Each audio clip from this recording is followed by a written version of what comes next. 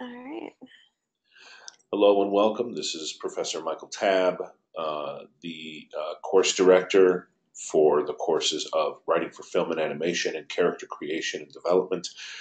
And now the new author of the book, Pre-Writing Your Screenplay, a step-by-step guide to generating stories, available now on Amazon. Okay, that was my plug. Oh, wow. So, Congrats. Is that true? yeah, it is. It's actually published by the top textbook publisher in the country. Um, That's awesome. What's the name of it again? So I can look it up. Pre-Writing Your Screenplay. Pre-writing your screen. Basically writing with a P in front of it because it's pre-writing. It's all the preparation you should do on a script before you start writing the actual script, so that everything is cohesive. It makes sense. You figured out how the characters all work together. It's a lot of the stuff I teach in this program. I wrote these articles for Script Magazine, and after I did that, the head program director of the program asked me to start teaching it in the school. So Oh, wow.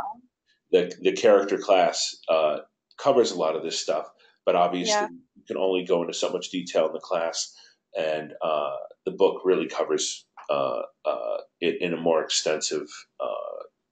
It, because I write my own lessons. I don't just say read some textbook and then that's all you need to know. Um, because I write a lot of my own lessons, I can't put a whole book worth of material in, obviously, a class for you guys to read in a week. Matter of fact, they think my assignments, my descriptions are a little long as it is. Um, No, I think they're fine for writing for a creative writing program. We should be able to read through that pretty easily. you, thank you. Um, so anyway, um, so that actually just came out this last month, and I'm excited about it. And that leads us to this class right here, right now.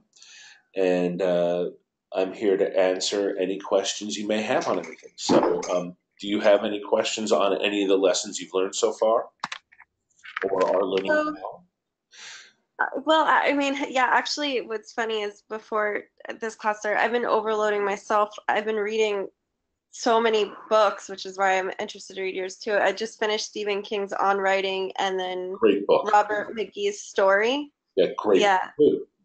Those are two killer books. They're great. Matter of fact, I think I recommend both of them in the back of my book. Awesome. Okay, great. They're on my Yeah, no, different hit lists of gotta reads. yeah, they've been great. They've been really insightful. And I mean, I think at this point, kind of reading just from your knowledge, their knowledge, I think everybody has their own method, like the way they approach storytelling. Like, Stephen King's very like anti-structure. Like he's Right. more like the story just, Unfolds unfolds. and reveals So itself. Yes. yeah, so I mean, and to be honest, I've used a combination of your method, and then I've also done it where I just kind of just let it spill out. That's And great. yeah, I mean, I think, I think both are good. I think what's great about your method is it's like you said, it allows you to kind of flesh out the details. So when you actually get to it, like I found it really, I mean, I went from writing no screenplays to I finished one and I'm working on two right now that are like halfway done, but a lot of it's because I just want to let other students know it really does help to kind of plot those points out because when you're writing your script, you're almost just like filling in like the blanks because you already have the story kind of mapped out in your head and you already know what's going to happen. So, Yeah, and you can always, when you're in the middle of writing, I'm a big fan, a big proponent of going fishing while you're in the middle of the stream. yeah. So you're on the boat, you know where the boat is going, you've selected the river that takes the path that you want to go. But that doesn't mean you can't stop for a while and fish in a spot and see what's there. It doesn't mean you can't Mm-hmm. explore and break your own ideas and check what's going on. You may find a kernel of genius that helps lead to something that takes us outside of what is expected from structure and gives us an idea to bring into the story that is original and new and complex that you only would have found during the writing process. I'm a Yeah. firm believer that it's great to study everybody's writing process and then not stick solely in the final analysis to any one person's process because every writer is a different and unique individual. And I want you guys to try my process because I think it is very helpful. But more importantly, uh, in the end, after you finish this class, you'll take what you love of my process and use it, and you will discard the things that don't work for you. And that's perfectly acceptable. Every writer has to find their own roadmap to how their specific brain works in unfolding and telling story, and what questions really prod you to come up with the answers that you're looking for when you attack story. So I love that you're liking my techniques. I love that you're using Stephen King as well because he is an absolute genius. And you'll read more and more books and you'll use things. And then the idea is, as you read more and more books, because you should be well read in the subject matter, and you'll just take pieces from all these different techniques and all these people and you'll put together your own. And in 20 years from now, like it took me 20 years, you'll write your book on what it is and you'll elevate the art form, hopefully. And then people will learn from that and take your ideas and still be mixing in some old guy named Mike Tabb who wrote a book 20 years ago and some other guy and some whatever. And just we keep continuing to evolve the art form through what works for us mentally. And hopefully, the things that I came up with will help other writers find more things that work for them and are even more effective than what I came up with. Exactly. Yeah. I agree 100%. I So like Matthew, I'm sorry, I don't want to overtake it. Do you have a question? Hey. She's taking over the class. it. Hey, good reunion here. Yeah, I also I just feel I've grown so much in your class and your instruction. As I was diving in and reading more, I realized how much of the material we were using was your specific material, and that like I think it's been great. I think it's been I don't know. I just learned a whole lot from it, and I've grown a lot as a writer. I've been writing for 20 something years, and I had script writing in my undergrad. And I just feel like just your class alone, I felt like I grew so much in character development class, developing my characters. So it's been great. But I do have a question for you. All Thank right. you so So much for this, saying those kind things. I appreciate it. well, Thank definitely, you're welcome. Um, you. To your I question. do have a question for you. Because this is a short film, a short 10-page screenplay. Yes. But I already have the full feature idea in my head, and I've already began working an outline for the full feature. And now I'm trying to take that and condense it down to a 10-page idea. Okay, we have what I'm doing is I'm doing the historical biopic musical on the blues legend Robert Johnson. Yes. So there is a story there, and so for a very short 10 pages, which is really difficult to condense, we have for our outline last week, we have our characters, we've included we have our antagonist, our protagonist, but then we also have the mentor, the love interest, the reflection character. Right. Do all of those characters need to be in this short, even though we've listed them for you, do they need to be in the short The 10 reason page? why I made them option, I made the love interest, mentor, and reflection characters, or the allies, as I call them in the book. I make them all optional in this class because the truth is the only two roles you truly require in a short film are a protagonist and an antagonist. If you plan Okay. on really developing a protagonist that illustrate the beginning or the concept of a character arc, then you will want to include a love interest because that love interest is going to bring to light the reasons and the methods how the protagonist will be needing to change in either a short form or a long form story. Because that's their responsibility as the love interest is to grow the person emotionally, and have them guide them on their journey to change, Right. which is why the love interest is so important. Uh, you really won't have much time from mentor, but sometimes people combine the characters of mentor and love interest, or sometimes the mentor actually becomes the antagonist, like in movies like Whiplash about the drummer Right. in school. Um, Love it. Great movie. That's so the kind of stuff I want to write. it's brilliant. It's a brilliant character paradigm. and I talk about it in the book. I will stop talking about the Very book cool. now. It's all I'm talking about lately because I'm doing a lot of interviews with companies and blogs and things, and it's kind of all in my head now because that's what I'm talking about to everybody outside of campus. Um, but yeah, you don't need those other characters, so you don't have to put them now. If you want the practice, because it is great practice to know what you need to include. I'm the reason why I say it's optional to include them is because if you are going to write the full length feature version after this class, because you don't have time to write Right. a 4-week class, but if you are and you wanted to check what you were doing with those characters for the feature, I'm happy to check that for you while you're in my class while I'm Oh, already awesome. looking at that story. So it's Right. more for the idea just to help you if you need my help or want my help. Not that you need it, Right. but if you want it with those characters and you're planning on including them in the feature, then you could put them in this, and I can give you feedback. But you don't need to. You need the protagonist and the antagonist, the inner and the outer journey of the protagonist. Yeah. Right. And so, because this is more of a proof of concept, kind of like what Whiplash did, this Yes. is basically just one. What I did was a, I took a couple of scenes and condensed it down to one small storyline that shows, I guess a big change. It has a climax in itself, even though it's not the climax of the movie. You know what I mean? Like if for the full feature. But so that's what I try to do. But it is basically just the protagonist and the Well, the antagonist. key is when you With figure out there's what a mention of the other characters. Okay, go ahead. Sorry. I'm sorry, what was that? No, I was saying I was just just gonna say I did mention the other characters. okay. Go ahead. I was just saying that just be sure that even in your short story, a lot of people don't do this. They make a proof of concept. It's kind of to get the idea that this is a movie, and they don't think about since you don't have any movies made. What is important is showing people that you can tell a story with a well executed and very specifically and well orchestrated beginning, middle, and an end.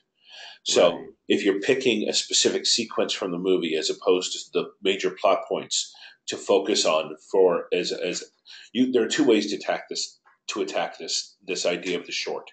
That is a proof of concept of a bigger film. One, you take the major turning points of the feature film version and you almost cut everything in between and condense it so that you're showing kind of the arc of the whole movie.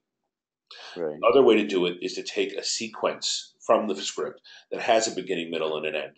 But when you do that, you have to break it down like you would any big story 3-act structure if you want to prove to people who read it that you know how to tell a complete story and not just that the idea is a good idea for a movie. So Right. you want a beginning, middle, and an end, which means in the smaller version of a sequence pulled out of the middle of the movie and being using Mhm. that, you have to make sure you set up the character flaw at the beginning because you want to hook audiences, showing them you can write a flawed character who has to change. Then you Right. need to have the inciting incident anyway. You got to figure out what inspires the beat because believe it or not, even though the 3-act structure paradigm works on a large macro level for storytelling, it also works on a scene by scene level, and you have to break it down that way. So you have something that happens that inspires the scene or the sequence to go off. The protagonist, something happens to the protagonist. They realize something has to change. They have to do something about it. Right. And then the protagonist makes a choice that will change their life forever, or at least the central character of the story, who isn't always the protagonist, but usually is. And then they make that decision, and that's the end of Act One. They make a decision that's going to change their life forever, and they're going to go Right. after something and try to accomplish something. This is something you can do in your own short version, even if you're plucking it out from the middle of the story. And then, of Right. course, they realize that this task is not as easy as they thought it was going to be, this little thing that they were going to do in the story. And in the middle of the story, they realize what it can cost them going after it. Because in the middle of the Right. scene, you have to realize there are stakes in a scene. Otherwise, the scene doesn't matter and it runs flat and nobody gives a hoot. Right. You know what I mean? So Exactly. exactly. And then as you're reaching the end of the scene, that should look like, oh crap, I'm not going to get it. That's not going to work. Or it looks like they are going to get it, and so you have a high or a low point, which is the end of Act Two of any story. And whatever, if it's a high point, your climax leads to a low point, and something bad happens, and you have tragedy. If it's a low point, it looks like they can't succeed, and then you have the character turn around and succeed using their character arc. Then, if it's a low point, then you get the high point ending, and they succeed in their goal in the Right. climax. And then the result of that. That's the denouement. That's the last stage. That's the final evolution of character and story. So all of that can be broken down into a small sequence for a short film that comes out of the middle of the story, or it's the whole film in general. And the reason why it works is because that's how people experience storytelling. That's how people experience Right. life. Stuff happens to us. We realize we got to do something about it. We go out and we do it. We realize somewhere along the way, wait, this isn't as easy as I thought. There's a point at which we Right. look like, oh crap, this isn't going to work. Even when you go out and I am newly divorced after 20 years of marriage, and at any point, if you decide to approach somebody who you are interested in, there is a moment of, oh crap, there's no way this is going to work. I'm about to get humiliated in front of all my friends, Yeah. and I'm going to have my ego smashed and my heart broken, and Yeah. that's what's going to happen. And then you still have to buck up the courage and do it. And Yeah. then that's what the character does at the climax. And then the result is the result. Every sequence, everything we go through, every decision we make in real life follows this paradigm of three-act structure. They call it three-act structure, but what it is this is event attacking. This is this is what happens in life. You get options, things have to change, you have to do something, you risk losing, and you either win or you lose. It's Yeah. exactly what happens in real life with anything we pursue. And that's why it works. And that's why we break down story that way. Because it feels authentic to an audience. Because an audience goes through that anytime they try to achieve something of meaning. Okay, cool. And I'm right there with you with just recently divorced. I feel the pain. So Not easy. sorry. You know what? Well, here's a quote that I got that maybe it'll help you too. Um, Sometimes the best decisions ever made in our lives are the ones made for by someone else for us. Wow. Yeah, could be. That's why I started grad school here. It was that was the one thing I'm like, okay, this is my life is starting over, and what do I really want to do? Oh, I want to go back to grad school for screenwriting. So Good for you. Good for you for taking personal tragedy and turning it into a path to happiness, right on. pursuing your dream. Not all people have the courage to do that, by the way. So good for you, Oh, thanks, Sam. of course. It's a counseling session now. Of course, everything's a constant struggle, constant figuring out. That's all we can do. Um, okay, do either of you have any other questions about anything? Yeah, I have a question about exposition and kind of Oh, that's tough. Good question. It's already a good question. and especially in such a short, like 10, I mean, 10 pages is Yes. like so short to kind of really, I guess, explain why a character is kind of the way he is, or kind of give a little bit of a backstory. At least I'm finding that challenging, but maybe it's just specifically the concept I've chosen. Yeah, it's about But telling and not telling, but it's really hard to do sometimes. it is, because I mean, you could do the whole show not tell, but even if you do that, with it still requires a scene, which still takes up a page, and then and then you still have to kind of get, like you said, you got to get through the whole, Well, that's what the first arc. page is for. That's what the first half of the first page is for. It's to establish the character flaw and having that Yeah. illustrated in a way that makes sense to an audience. So it could be how the flaw was established, or it could simply be establishing that the person is this way. You don't have to explain why a person is flawed. You just have to make it clear what the flaw is. You can always Okay. get to why the person is flawed later. Like somebody broke this person's heart, now they don't trust anybody. All you have to do is have them bump into somebody, the person that they loved later in the story, and watch it wreck them. It was beautifully done, for an example, in the movie When Harry Met Sally. Harry bumps into his ex at Sharper Image when he's there making an idiot of himself doing karaoke, singing Surrey with a Fringe on Top from Oklahoma. And it just shows you immediately how this woman devastated his heart, and how she's caught, and how he's marrying, how she's now with this much richer, much more successful guy, and it plays into all his insecurities. So, and it's not explained. That's not exposition. That's a story moment that happens, and nobody has to explain that this woman is the one that broke it, because it's incredibly clear in the moment because of what happens and how the situation unfolds. And so when you're trying to establish something, think of it this way. When you're trying to establish something without being expository, ask yourself what situation forces a character to reveal the information. You turn information that has to come out, instead of explaining things, you don't explain things. At some point, they get into a situation where what they're doing doesn't work. And if they don't find out something, then they can't succeed and they can't take a single step forward.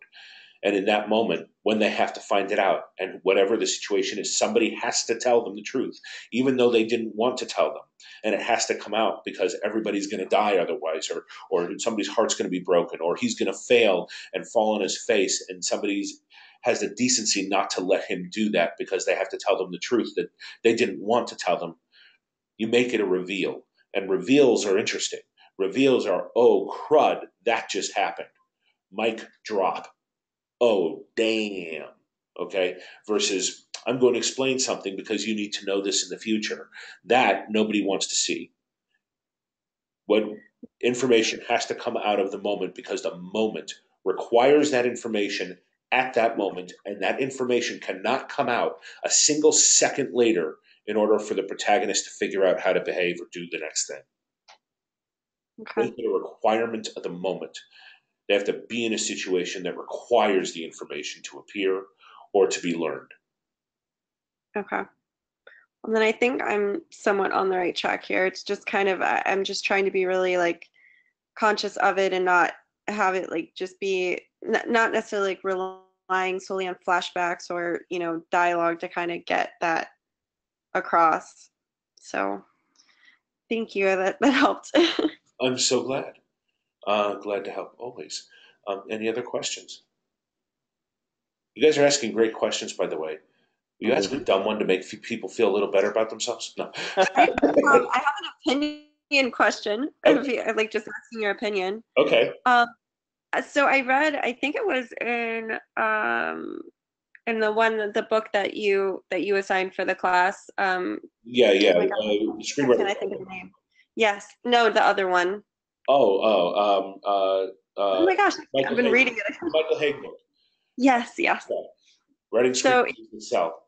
yes, thank you. So he wrote in that one, he wrote something about story conventions or screenwriting expos or pitch fest. And I was like, okay, what's that? So I went and I Googled it and I came up with a couple. And I just kind of like, I was just reading through them and I'm just wondering, like, what are your thoughts on them? Because I kind of got, I mean, I didn't really read anything overly negative about them. I Yeah, just wanted to know if you feel like that's something worth doing. worth doing. Yeah. Yeah, there are film festivals, there are screenplay contests, there are pitch fests where they bring somebody in and you can pitch to them. As long as you go in there with the mindset that nothing is going to come of this, it's more about the educational process of figuring this out, you will walk out comfortable with the money you spent. You're not going to get a lot for $50. You got to understand that. Um, you can apply to a screenwriting contest and pay an extra 20 or $30, and they'll give you some feedback on the script. Sometimes this feedback will be good, sometimes it will be bad. Right. If you win a screenplay contest, don't just so you know, if you don't win the contests, you cannot be upset with yourself. Understand that we work in an art form, and art is all about individual perspective of a piece of material. And some people are more drawn towards certain types of material. For all you know, you wrote a character that reminds the reader of his ex boyfriend or ex-girlfriend or a relationship that really ticked him off, and hates the story or hates the person, or or they just don't like that kind of movie. Like some people just hate rom-coms. It's like, okay, some people hate horror and they think it's violence and it's obtrusive and it's gross. Some people don't like comedy because honestly don't have a funny bone. Um, to be, I mean, some people prefer something that's incredibly independent storytelling in style so that it's not predictable. Other people love a story that's well told and well thought out, feels like it's beginning, middle, end, but everything's really set up and yet you still surprise them. That's what they like. So the first thing you need to remember is no matter what anybody says or does, when you turn in material to anybody, it's all personal opinion and you can't take it personally. Two, if they give you notes or advice on anything, remember it has to funnel through you. Always take advice if it's free.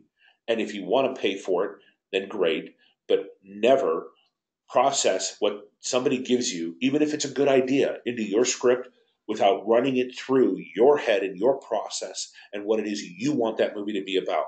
People will give you good ideas for a movie that would make a good movie, but it's not the movie you set out to tell. And so you have to make tough decisions sometimes when they give you a good idea for movies and characters, and you have to decide whether it makes the movie that you wanted to make and the things you wanted to say with your movie more clear, or it muddies it. Or are they giving you ideas and that those changes actually make you rethink what it is you want to say with your movie? And then you have to go much deeper than the notes they gave you even imply to change everything so that it all makes sense when you put it back in. Yeah. So getting notes is not a simple process, and sometimes you get just bad notes. 50% of notes are bad. Okay, Yeah. that's minimum average. But if you can get Oh, one wow. good notes out of something, in the end, when you rewrite the script and you turn it into the next person, you're going to get credit for being even better than your other draft was because they're not going to know who gave you notes. That still came from you. It went through your funnel. You were the smart one who figured out what to use, what not to use, and how to make it better. And you rightly Okay. deserve the credit for knowing how to do that. Now, is it worth the money? It depends on what you want out of it. Yes, it's a gamble. Yes, you can spend an unbelievable sum of money submitting to competitions, and the question is, are they worth anything? Even if you win, what does it mean?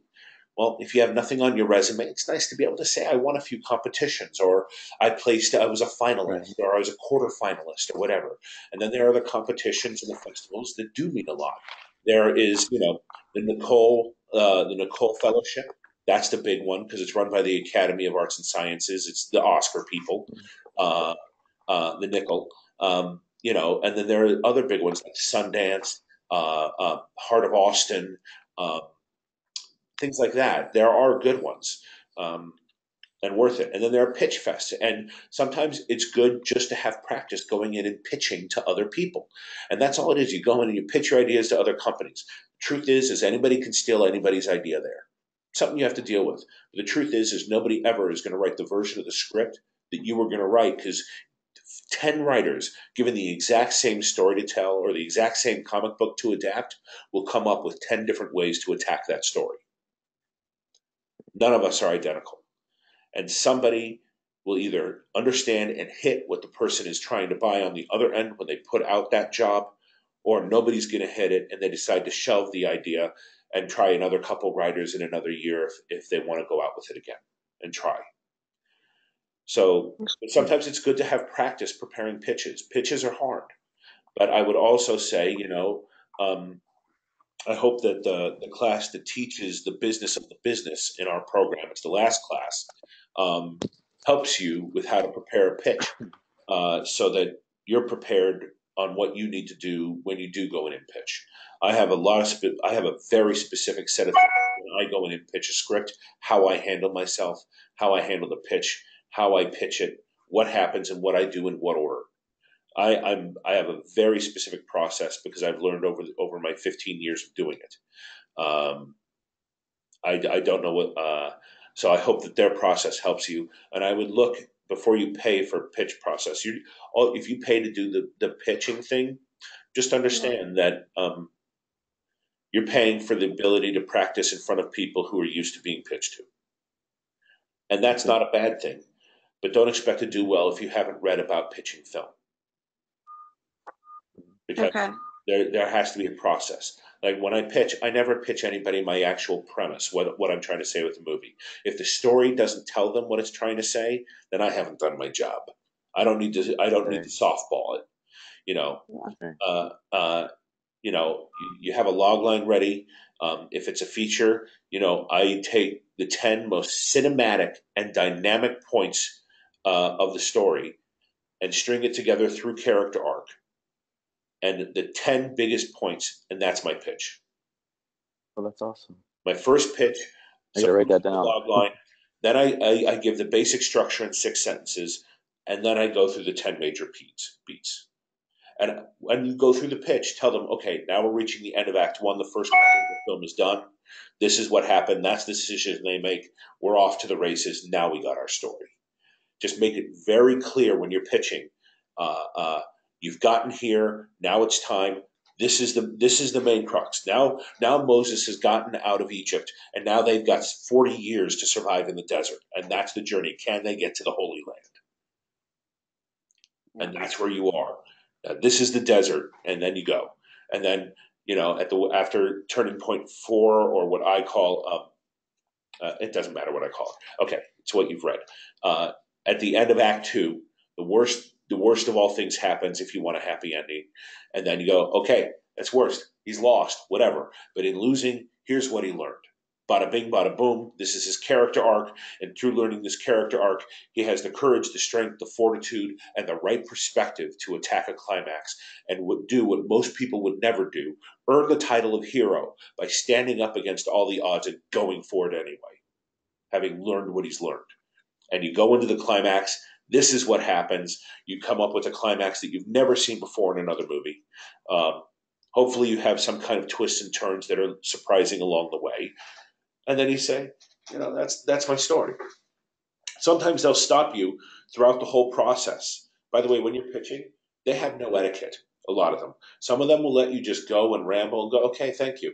And then other people will stop you every 2 seconds, throwing off your pace and your flow because they don't want to be sold. They want to make sure everything makes sense. Because a real listener's job, a buyer's job, a real buyer's job is to make sure you don't scam them and have them buy a story that isn't full of holes, that is full of holes. So along the Right. way, they'll ask you, wait a minute, how did this work out? And then after you're done pitching in a real pitch meeting, that's when they start asking questions. They'll ask some things throughout just to get some clarity. And then at the end, um, either it all makes sense and they're into it and they're like, yes. And other times they're like, wait, I need to figure this out.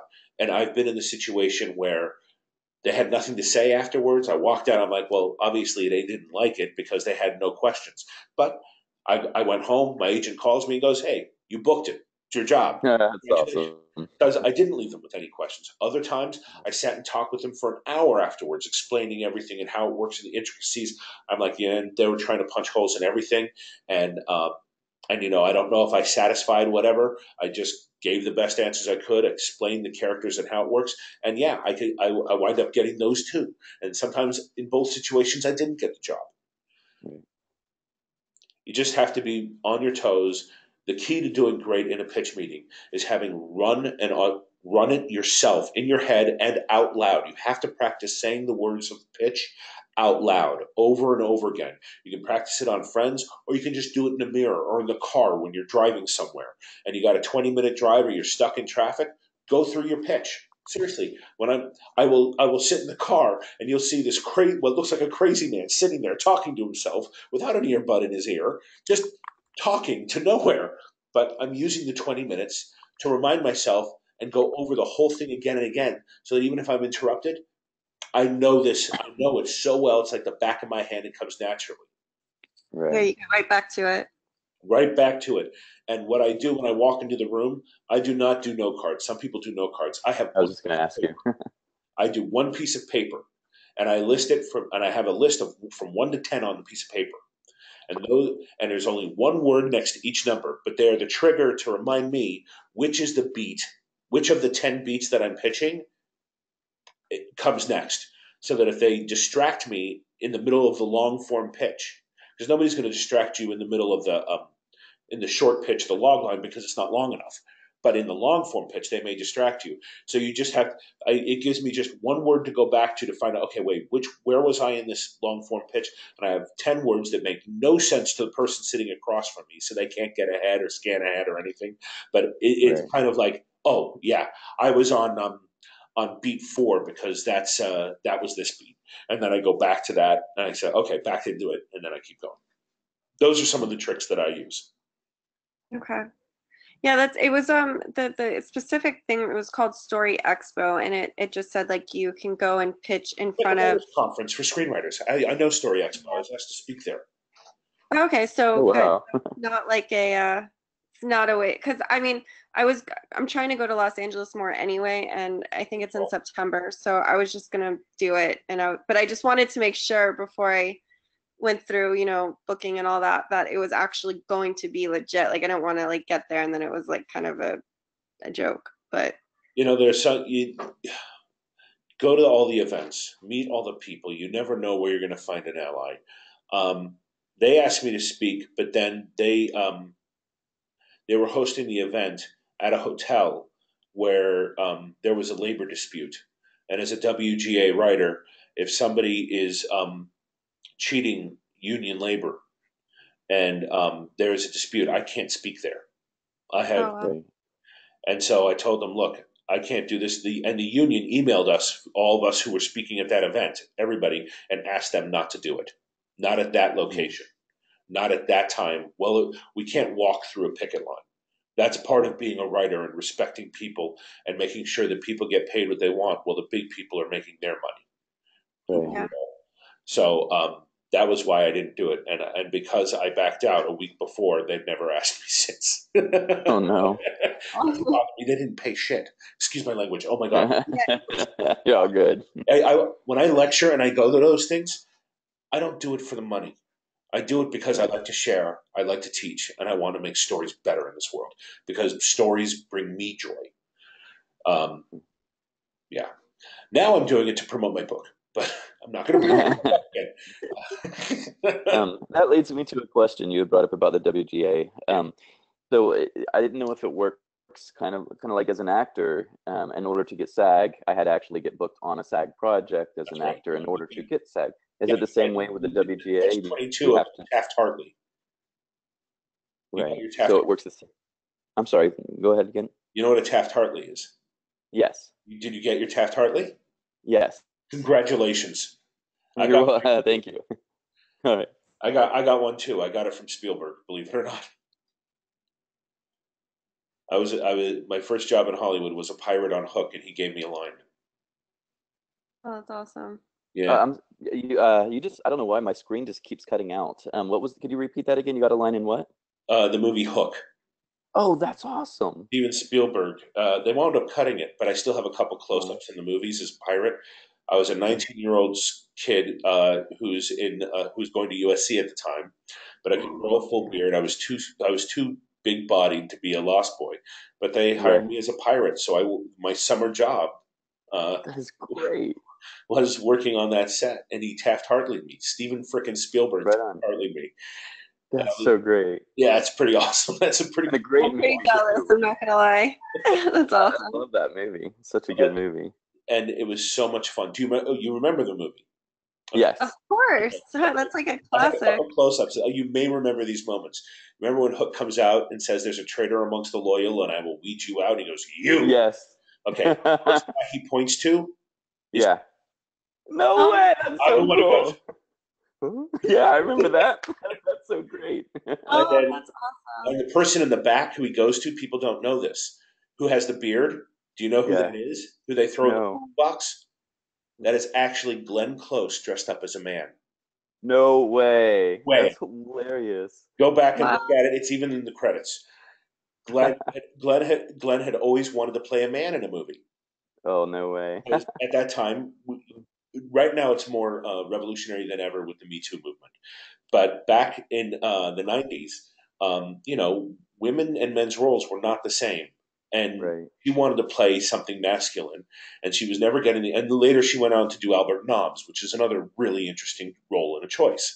But before that, she got to be a pirate in Hook. Oh, that's so And cool. yeah, and then do you remember the little girl's lullaby in Hmm. Yes, that she Village? sings. Hmm.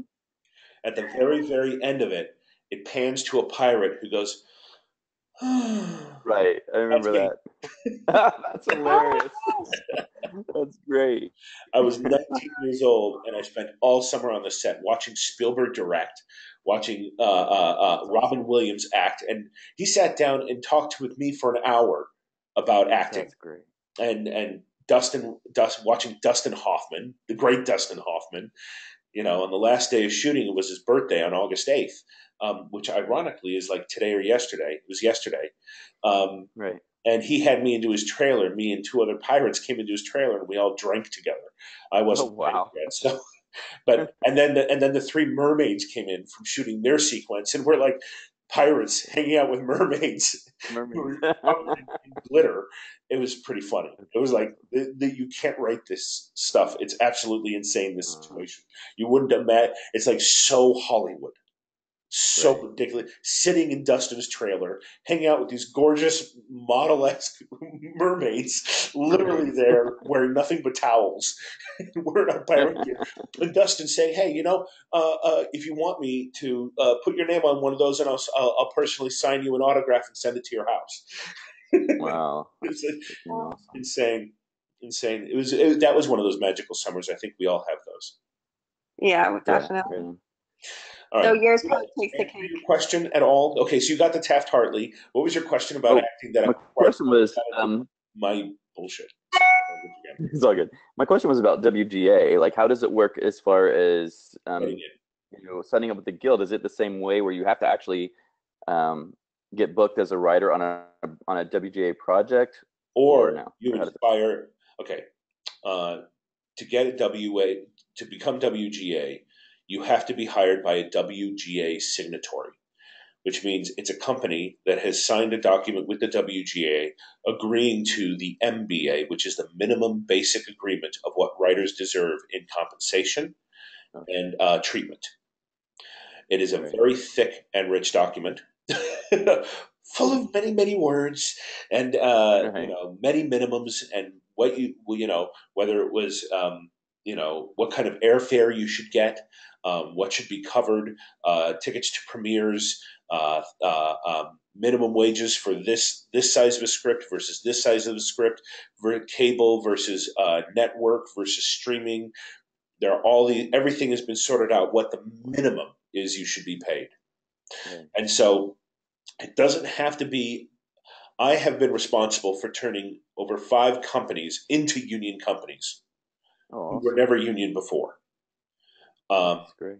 because if they want a great writer and they realize you're the guy, and you turn around and I say to them, do I not deserve health care? Do I not deserve to be able to go to the doctor if I'm sick? Should I not get better? If I'm in the middle of writing your script, do you want it to be able to be completed, or do you want me sent to a hospital, can't afford it, and die? All I'm asking for is that you pay me a basic minimum wage. I do this for new companies. I expect more than minimum wage from Universal Yeah. Studios and things like that when I get paid by them. But when I'm breaking a new company, I call it breaking a company. Hmm. But really, what it is, it's inviting them to the big time. I said, Right. who do you want to be? Do you want to be the guy who hired the writers who can't get in the union, or do you want to hire writers who are pros? And what's the reputation you want for yourself as a filmmaker and as a production company? Do you want to be the man, or do you want to still be trying to be the man? There are a lot of things. It's like, because I'm a real writer. I am a Writers Guild member for over 10 years. And That's if you awesome. want me, and I need to know I can take my kids to the doctor when my kids get sick. And if you don't think I deserve that, then I don't want to work for a company who thinks that way. Right. And in the Right. end, I put it in a lot nicer terms, but in the end, they see the logic, you know, Right. and then you make sure the fees, regard like I just uh, turned another company union at the end of this last year, and I'm still working on that writing job. And so uh, I said, I need you to do this. And then the minimum was a certain amount, and the minimum was under what I wanted. So they started at this rate. That I said, it's got to be minimum. And I said, but here's what I need you to do. I said, because union pay is not always, you have to get paid a certain amount in order to get the health and pension plan to have those contributions count. So you have to make almost $40,000 on a writing job, which can take 3 to 6 months, which is what I got them to pay me, in order to get health care for the next year. And you only make health care 1 year at a time, two if you're making in the 200,000s.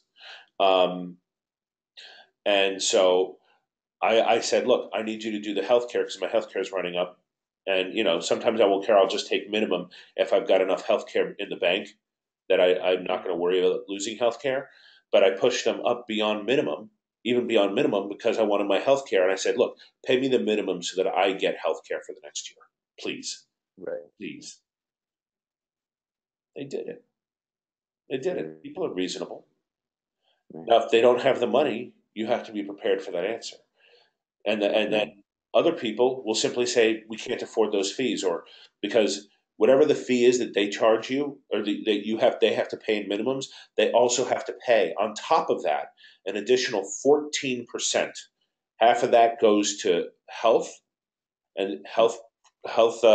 care, and the other percentage goes to pension, your pension plan.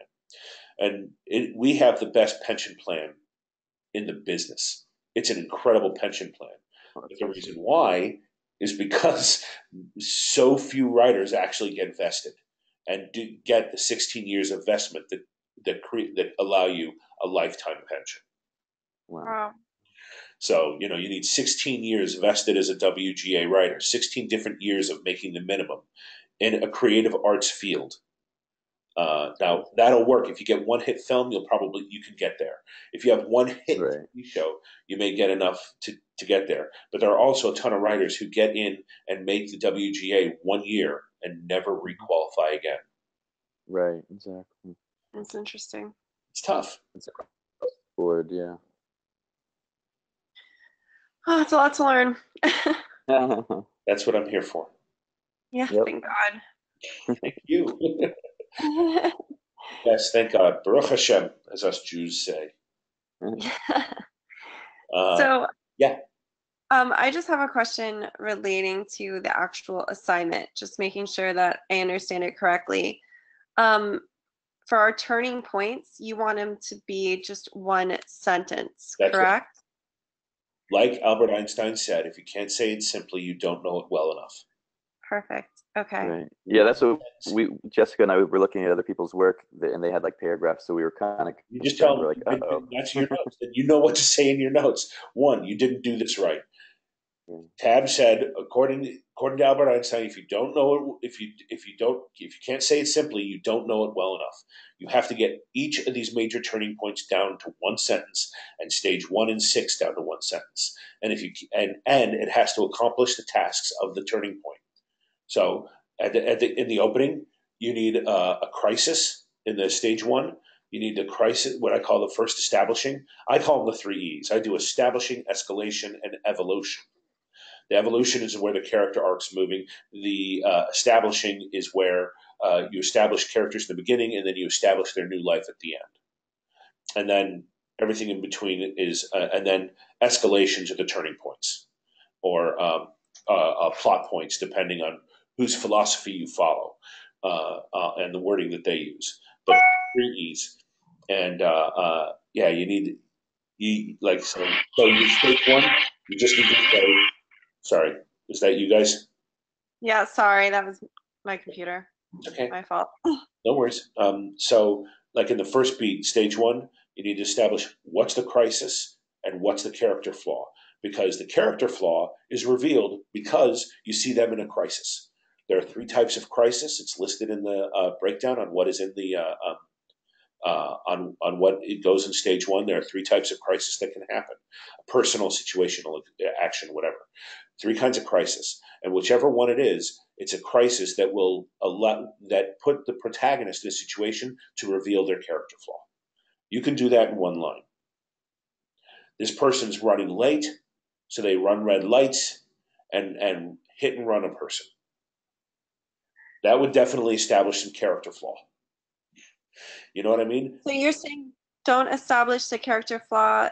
Do. So you're saying in stage 1, establish the character flaw, like you can't establish it are kind of well, yeah, okay, I guess I answered my own question by just talking it out there because I'm We do that. trying to get that into one sentence and it's a little like Not it's hard. It's not hard. This I don't know character, why I'm this having a hard time. situation, which inspires them to act this way. That's one sentence. The So then protagonist, would that still be the ordinary world then? that's stage one. That's the first scene. That is the first half page of your short script. They're in a Okay. situation, and that situation forces them to reveal why they're flawed or how they're flawed. Why can be explained at some other point. That's the first beat. Then the second thing you're going to put in there is what is either turning point one, the inciting incident. Everybody calls it something different. I call it the I call it the first escalation, which is um, something happens that's going to make the protagonist decide to do something that will change their life forever. So it's kind of an event moment. So what happens? Does this person break up with this person? Does this person meet this person or instantly have a crush on this person? Um, is it a meet cute for a romantic film? Is it, somebody's kidnapped and the whole movie is going to be the decision to go, and then turning point one would be, I'm going to personally go and get this person back, even though I'm not a cop, I'm not a detective.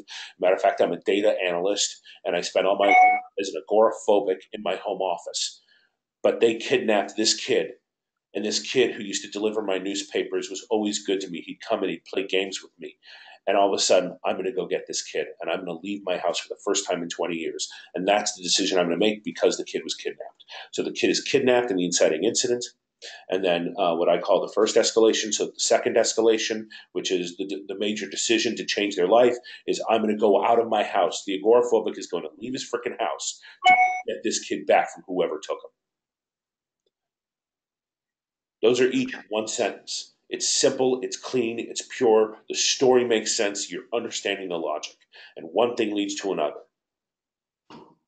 Then you have turning point three. And turning point three shows you this isn't going to be as easy as you thought because he's going to find out the people who've kidnapped this person um, are military trained, whatever, and they're snipers and they shoot him. Or they shoot the person who was helping him. They shoot the detective who he was helping find this kid because he knew enough to help find him or whatever. You should, whatever. That's a single sentence. Worst thing that could happen, he gets taken by the kidnappers, or worst thing that could happen is the kid is killed.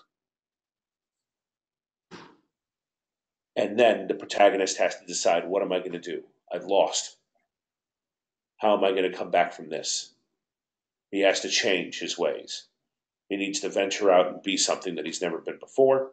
So then in the climax, they do one thing.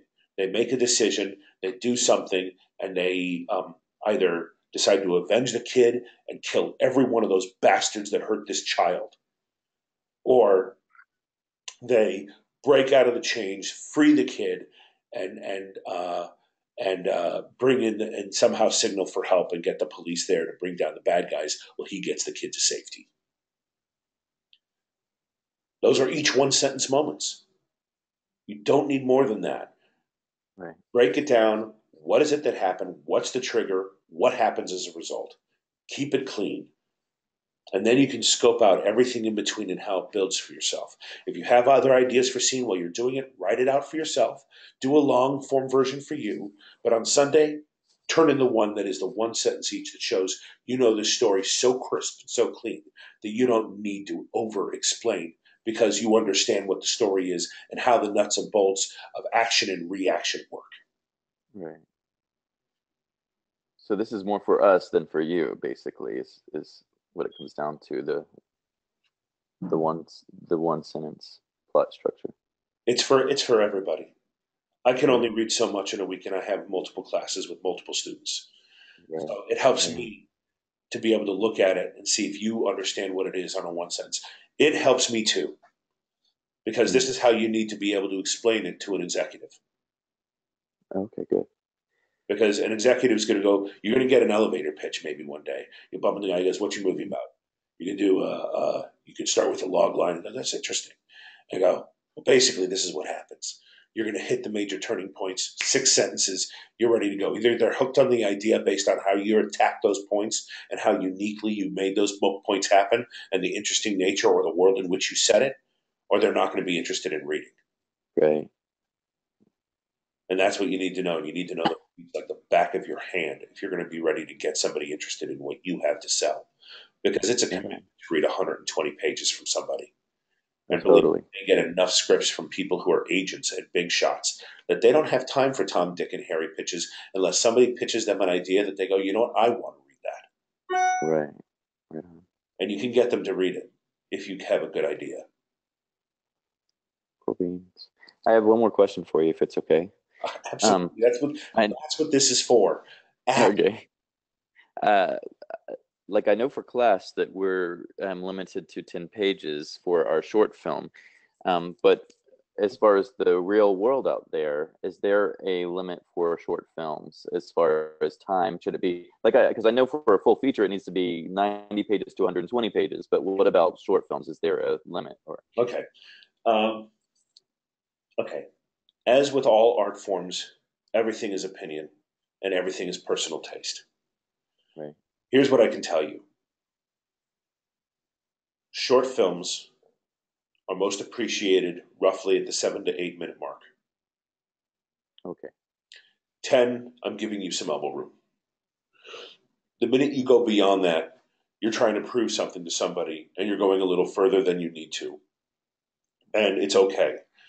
But you got to but if your story I can't tell you that you can't go beyond a certain page length when you do something for yourself.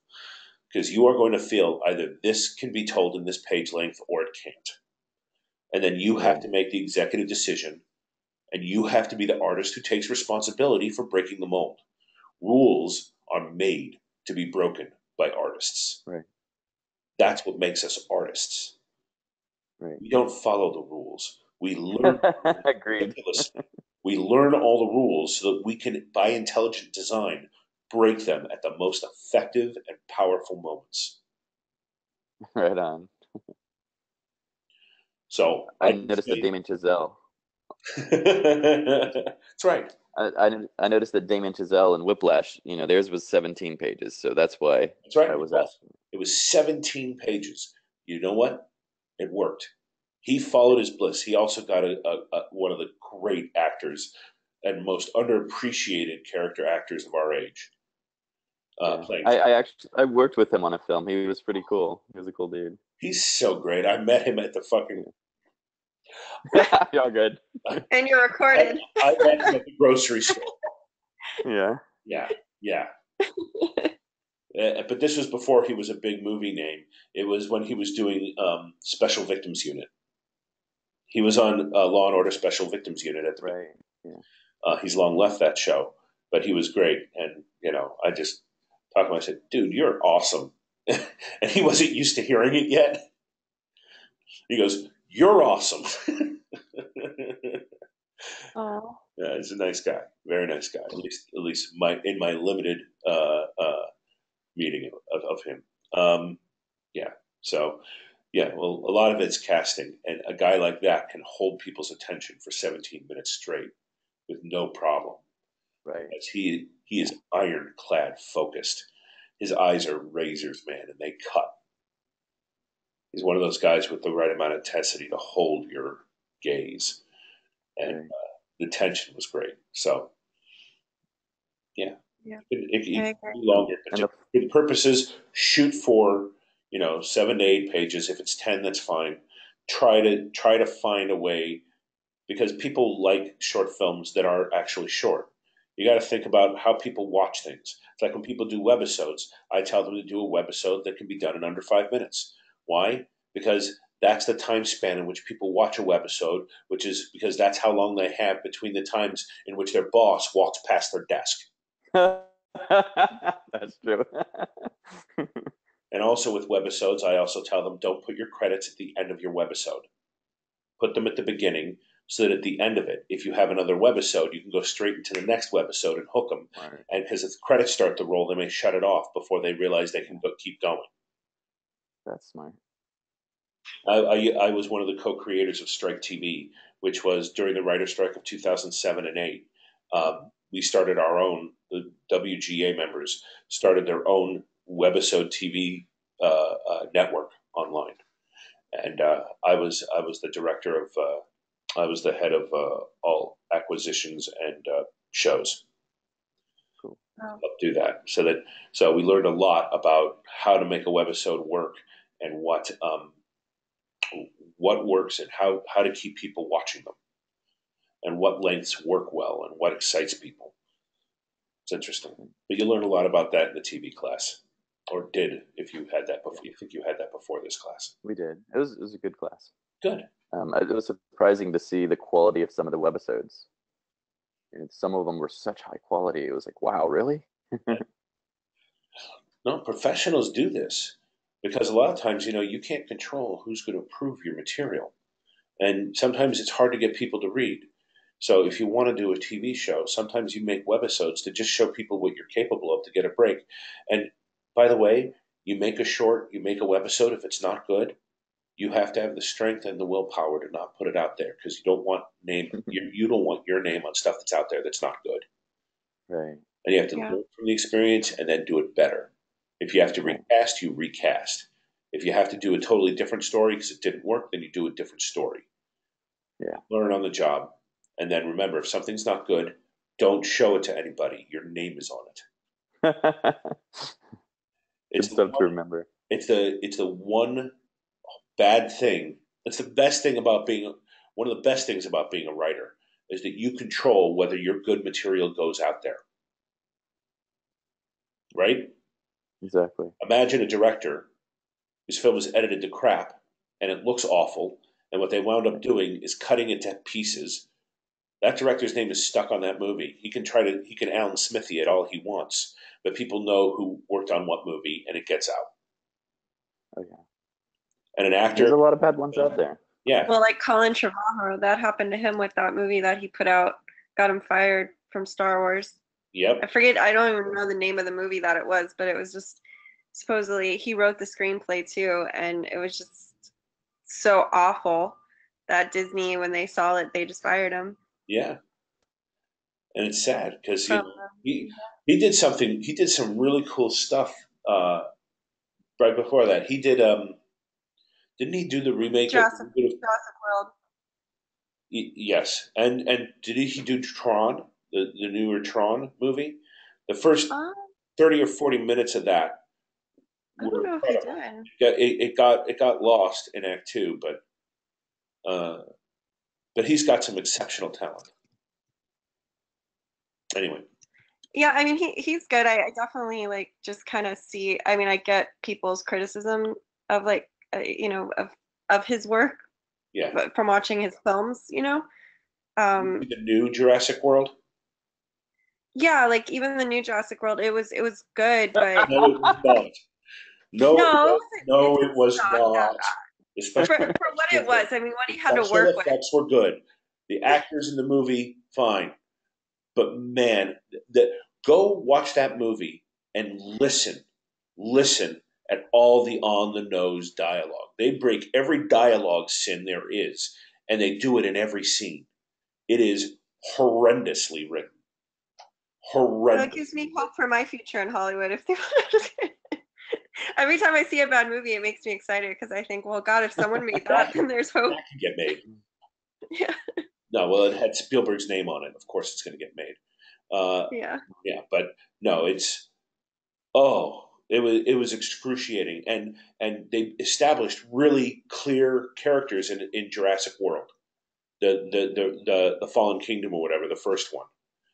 They really established the Chris Pratt role. They established the woman who was the leader of the site, and her character arc and who she was, and and at the end she faces down dinosaurs and finds ways to turn dinosaurs against dinosaurs and helps Chris destroy them all.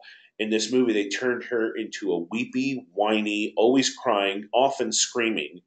You know, they ruined the characters that they set up in the first film. They literally went against who they established. It was.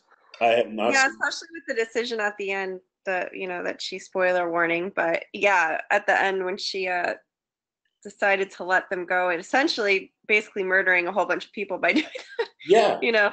So it's just, yeah, I mean, I get it. It was kind of, there was they. a lot. But, I Oh, feel like that's what happens when you force people to try to tell a story where there really isn't a story anymore. yeah, or that you just don't hire the right writer, or and the part of the problem is that the director of that movie, this new Jurassic Park movie, doesn't speak English well. So and when they're ad libbing dialogue or fixing dialogue, he can't have a sense. And I'm all for hiring foreign directors. I think that one of the greatest directors in America right now is Alfonso Cuarón, who Yeah. started with Et tu Mama Tambien and that stuff, and then he did Harry Potter and the third one with the time turner, the Prisoner of Azkaban. He did Gravity with Sandra Bullock, and probably one of my favorite movies of the last decade, which is or is 2 decades, I don't know, but Children of Men. Oh my God, Yeah. that movie Yeah. was epically unpredictable and genius. It really was. Did you guys see? You saw it? Yeah, I yeah. I didn't. mean, I haven't seen it now in some time, but I remember, I mean, It just it keeps was making it left was turns definitely going down a hole. and Man, I particularly, I just the visuals of it too, I found very unique at the time, and like it was just interesting. I mean, I think now a lot of people have ripped it off a little bit, that style, yes, but at the time it was super original. it was. Yeah. All right. Alrighty. Any other questions? No, I think I we think went we're over good. 10 minutes. I think we're good. I'm good. About it. I'm Sorry, good Matthew. too. I didn't say All we're right. good. I'm So like, I talked about the assignment that you guys are doing with the 3x structure, and that I wanted Correct. very specific on those. For anybody who listens to this from the other class, this week you are doing two character. You're doing a character dossier on your protagonist and your antagonist. I'm going to say, please don't forget the premise. Don't forget to use the proper wording for the inner journey, the outer journey, and the antagonists and their missions and their goals. And don't forget to write strong character introductions in script format that are one sentence long. So the character name is in all caps. Then you have the age, etc., etc. And then just fill out the rest of it. And when it comes to character history, I want your character history to really show me how and why the character has the flaw that they do. Really tell us about this character and why they're the way that they are. Let us feel that you really know how to play with this character because you know who they are. Don't don't write me a couple sentences that just generically answer the question of where they grew up and who lived in their house. Why are they the way they are? What is their psychology? Why is this antagonist this way? And why are they making it so hard for the protagonist? And why is it so damn important to them for them to succeed and make our protagonist fail? And why is our protagonist so determined to do this? What in his past might make him feel that this is something he does have to do in his outer journey, and why he is and has the character flaw that he has. Really get into the characters, really understand them, and have fun doing it. It's not just answering a series of questions. This is, you get to go take off and swim in a lake of characters that you are creating to say something that means something to you. That's not filling out a form. Yes, there are questions, but when you fill out the form, fill it out with your heart. All right? I believe in you all. Have a great time, some great writing, and you know where to find me if you have questions. Thank you for tuning in. This is Michael Tabb. This is the class of August 2018. And have a wonderful rest of your month. And good luck on your assignments this week. Woo!